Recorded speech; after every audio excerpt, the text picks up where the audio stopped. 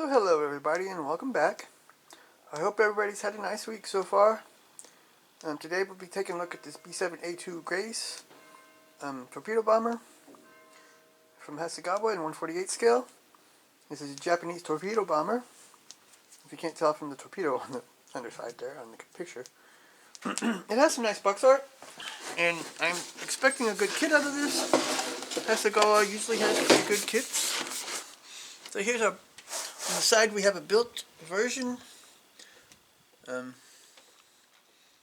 looks pretty good, but there's a lot of, you see they didn't,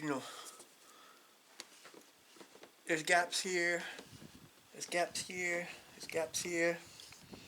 So it looks like if it fits together, I mean, it's not really bad or anything, but they didn't do any extra to it or anything, of course. These are usually really speed builds and stuff they do. I think the prop's probably the wrong color. I could be wrong. Some, they used that red-brown color, but I think that may have been only on the early ones. I don't remember. But it looks pretty nice. There's nothing else here really to see. Let's take a look at the instruction sheet here. See what we got. So we have 12 trees of gray plastic, 1 tree of clear plastic, and we have some poly caps as well. We have some pretty, well, here's our, what is it, Mr. Color numbers, I think. And here's just black, yellow, green, brown, silver, IJN green, Mitsubishi green. It's really not a really detailed paint chart.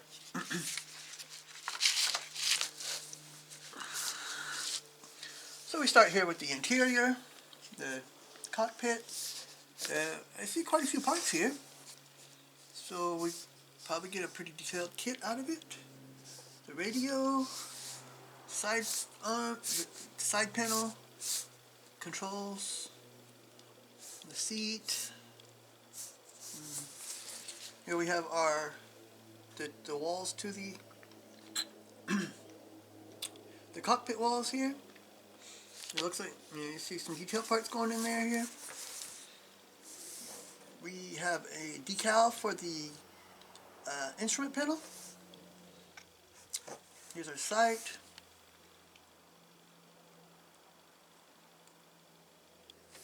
The bulkheads here.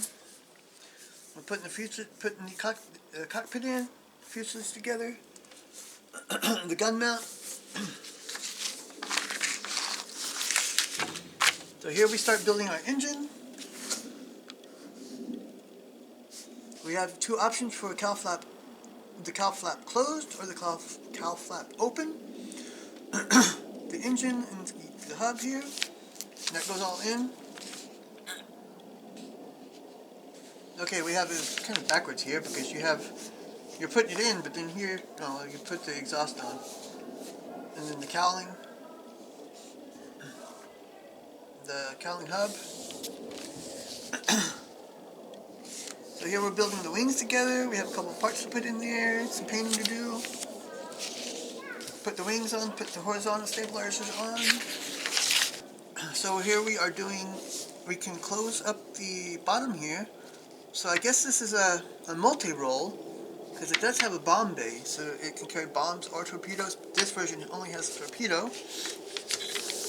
We have the main landing gear, the tail wheel, and the landing hook, and the pitted tube. There's the intake, the doors to the landing gear doors. Build the torpedo together and put it on here.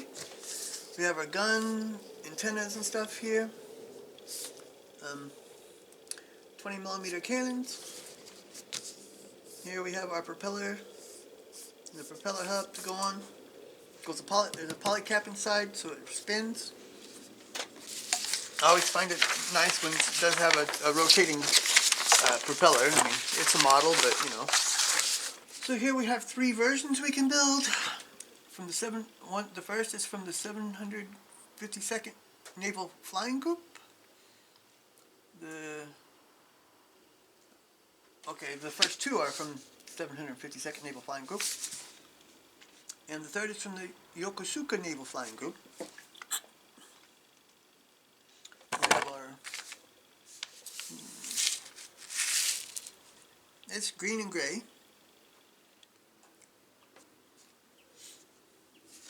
You have here on the second is the red circle only. 1 and 3 are the red circle with the white border.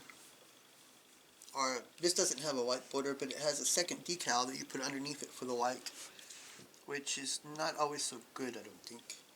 And here on the top you also have a black decal that goes underneath the red for that one.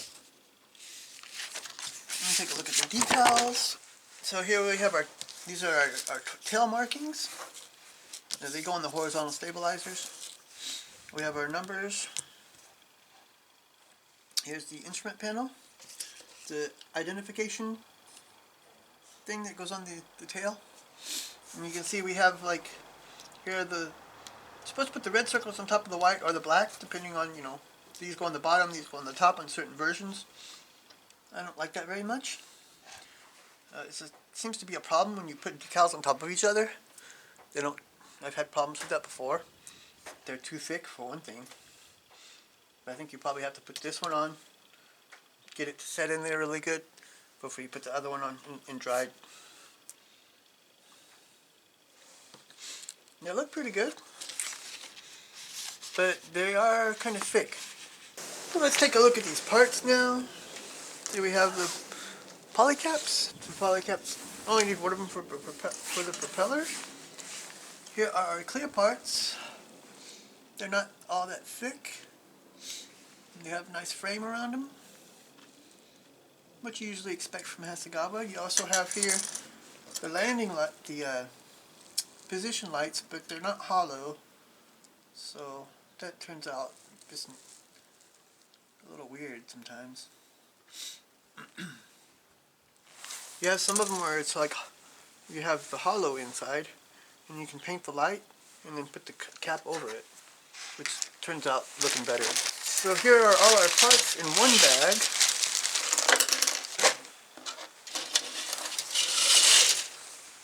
Here you have a couple of trees of small details.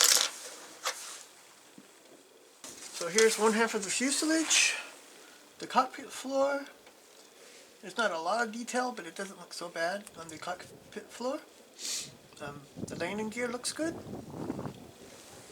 We have nice engraved detail on the fuselage. Here's the cockpit wall. You see there are a little bit of molded in detail there. Not a lot though, but some of it has to be glued on as well. And there's of course no detail here on the inside because you put these walls in there. This, I believe, is the landing gear bay.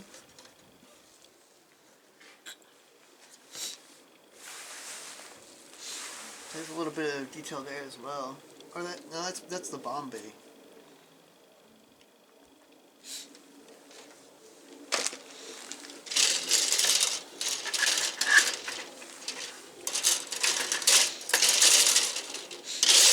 So here's the other half of the fuselage.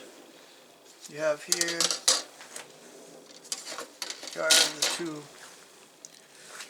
here are the two bulkheads. It goes in the front and the middle. Is the cover to the bomb bay. Here the clear part goes in there. That's the window to see if the bay's open or closed.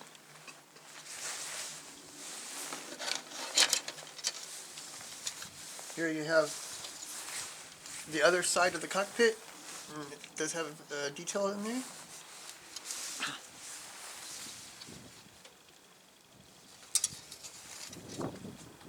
The exterior looks good as well. On this side. So here we have our cowling. This is really scratched up really bad. That's the problem with having all the parts in one bag. You get scratched up to pieces a lot. Here's our engine. That looks decent, but there's really bad sink marks here on the end. It's not really going to be seen on that end though.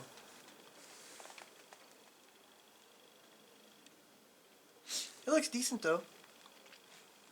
For a molded engine, it looks okay. Now that's the cockpit floor. What was the other part? And you see there's more. I think this is an oxygen tank here. Inside of the cowl here. It's okay. There's not like big pin marks or anything there. Look, there's two of them. This is for the exhaust here. This is the prop. It's pretty scratched up too. Scratch marks all along it. So it's gonna take a little polishing up to get all these scratches out. So here's our trees with our wheel halves and the horizontal stabilizers. Some other parts for the landing gear. The wheels are weighted. They look pretty okay, I think. Of course, you're going to have to sand them a little bit when you glue them together to get those, where you glued it together, the marking away. Horizontal stabilizers look okay, but they're really scratched up as well. The scratches all over it here.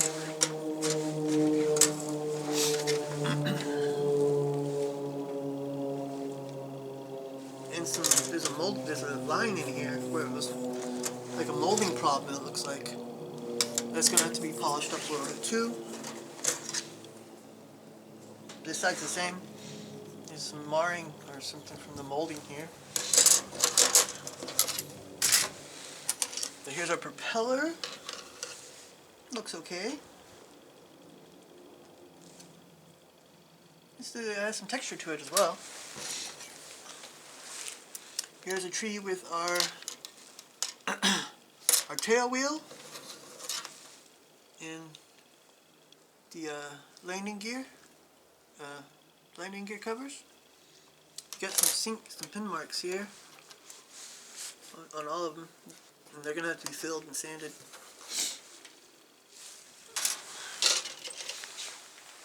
Here is our torpedo. It's scratched up really bad as well.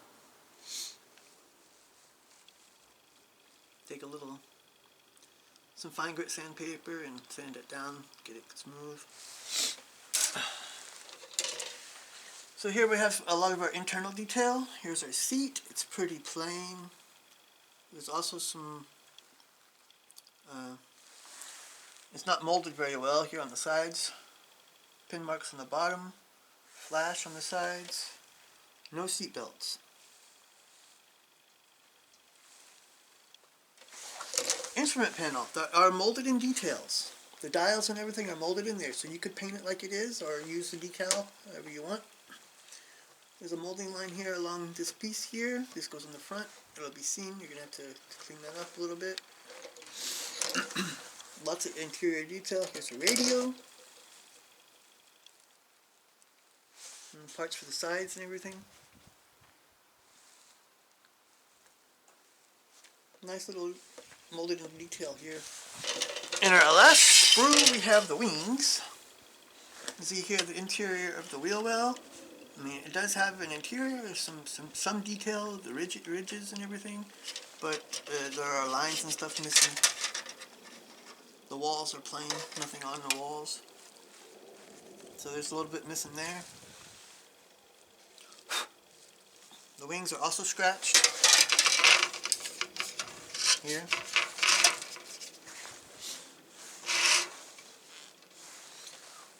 But the detail looks really nice, I think.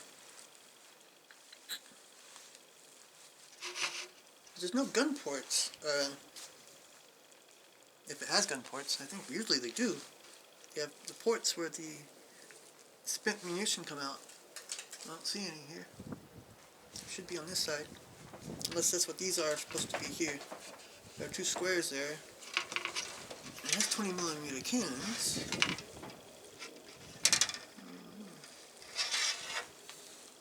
To go on the top there. Or maybe the munition comes out somewhere else. I'm not really sure. Maybe that's what this is supposed to be here. There is a square here, but you can probably drill that out and cut it out if that's what it is. Have to take a look. That's probably what it is though. It looks like it's about in the right. No, it's too far up. It's closer to the wing root. Here. Maybe it comes out by the landing gear somewhere, but then the landing gear bay's closed. So this kit looks pretty good. Bit of a problem with putting everything in one plastic bag for shipping and everything. A lot of the parts were scratched. The interior looks good. There's decals for the instrument panel, but you can also paint the instruments because the detail is molded in, so that's nice. There is some detail lacking in the wheelbase though. So thanks for watching. Please like and subscribe, and in my next video we're going to take a look at this M24 Chaffee in 1/35 scale from Italeri. This is also another kit that's not very new. And with the Italeri kits, they're kind of hit and miss. So we'll take a look at this. Until next time, bye.